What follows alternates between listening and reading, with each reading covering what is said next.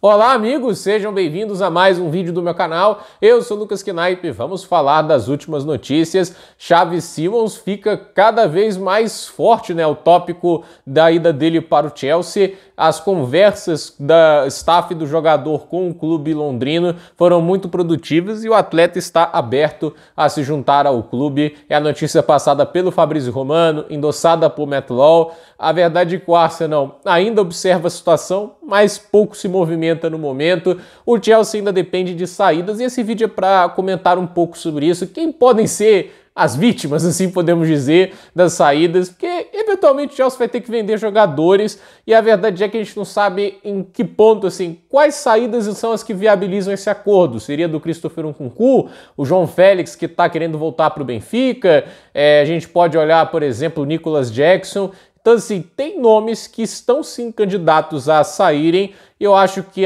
o Xavi Simons representa muito um Chelsea querendo jogadores mais dinâmicos e versáteis, né? Porque, assim, com um técnico de ideias complexas, como é o caso do Enzo Maresca, que, para minha felicidade, mostrou mais versatilidade, capacidade de leitura na mata-mata do Mundial, né?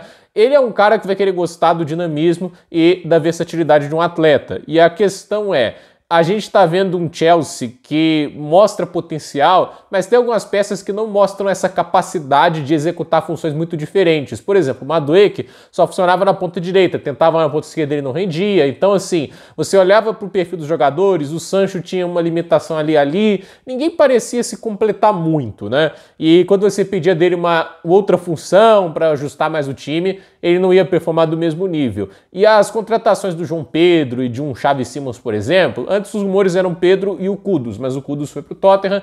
E assim, essas contratações visam isso. São jogadores dinâmicos que conseguem jogar pelo lado, jogar mais pelo meio. O Xavi Simons não é um jogador que necessariamente vai jogar de 9, até porque eu não acho que é o perfil dele. Ele não tem tamanho e amplitude, mas ele traz coisas que o Chelsea precisa bastante, que é alto QI dentro de campo.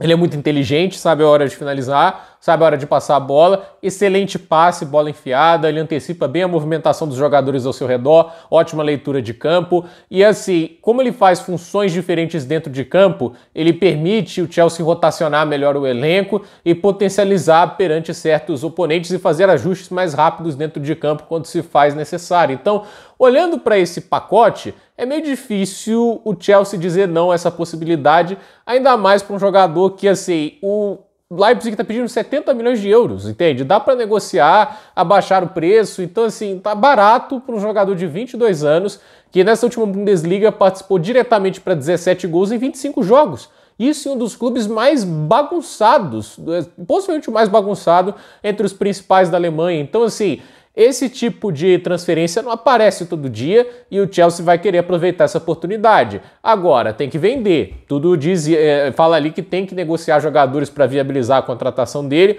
Eu não sei se necessariamente, tipo assim, vai ter que esperar tipo, um concurso sair e tudo isso, porque se esperar demais, abre a janela para outros clubes irem e a pré-temporada tá batendo já na porta, né? Mas, por exemplo, a gente tem 3 nomes no ataque do Chelsea que, para mim, tem que ser negociados, né? Assim, se ele chegar, evidentemente, não tem muito o que fazer. João Félix, esse já vai ser negociado, ele tá complicando um pouco a vida do Chelsea, que ele quer ir só pro Benfica, e o Benfica não é lá o time mais rico do mundo e acabou de gastar a maior parte do seu orçamento de transferências no Richard Rios. Não sei quanto que eles têm para satisfazer o desejo do Chelsea. Christopher Nkunku, eu não acho que é difícil vender um jogador da qualidade dele e ele fez um bom Mundial de Clubes, então não duvido o Bayern de Munique atrás, não duvido o Manchester United se interessar, embora hoje me pareça um pouco mais complexo a possibilidade do United contratar ele, porque eles contrataram o Mbeumo e o Matheus Cunha, então não vejo tanta lógica assim. Agora o Bayern de Munique precisa, ainda mais com a lesão do Musiala, e é algo que o Chelsea pode se atentar. E aí eu tenho que colocar o Nicolas Jackson. Por mais que eles façam, avaliamos ele entre 80 e 100 milhões, né? Olha, você nunca avaliaria um jogador nesse preço, sendo que as alternativas que você contratou juntas custaram entre isso, entende? Olha, o jogador que eu contratei por 60 milhões de libras, João Pedro, é o titular. O reserva é 30 milhões. Minha terceira opção vale 80 e 100 milhões. Quem cai nesse papo? Me diga, quem que cai num papo furado desse, né? Assim, o quanto de álcool uma pessoa tem que consumir para olhar pro Nicolas Jackson e sinceramente pensar em fazer uma oferta de 80 milhões de libras? Me digam, entende? Ah, porque o Etikik, né? O Ekitik, nossa, eu nunca vou decorar o nome do cidadão, né? É difícil, né? Inclusive, eu tenho que... É a regra, né? Se você colocar o nome ao contrário, é a mesma coisa. É bizarro isso, né? A questão é, o Ekitik, né? Ele custou 95 milhões de euros. E daí? Qual é a correlação? Ah, porque os perfis são diferentes. É muito melhor jogador. Eu realmente não vejo esse paralelo. Essa é a primeira temporada em alto nível do Ekitik. A gente tá vendo o Jackson, ele é desse jeito esse tempo todo, né? Você tá baseando no potencial do cara, o potencial dele de ser um jogador de 80, 100 milhões, que eu acho que já tá passando, até porque ele já não é mais um jogador de 20 anos, ele já tá com 24, né?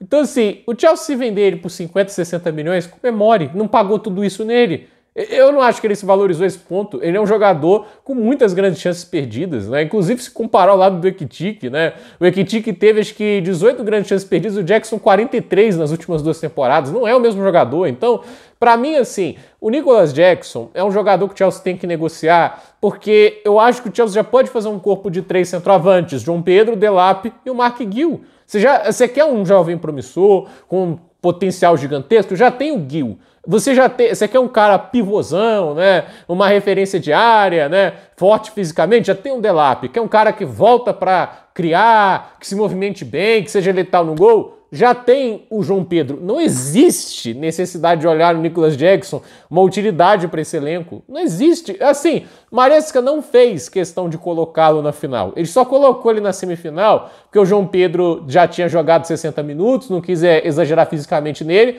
e o jogo já estava ganho, estava 2-0. Tirando isso, ele não teria colocado ele se tivesse o Delap disponível, ele iria colocar o Delap. Então, o Nicolas Jackson, ele não faz diferença para o Chelsea hoje.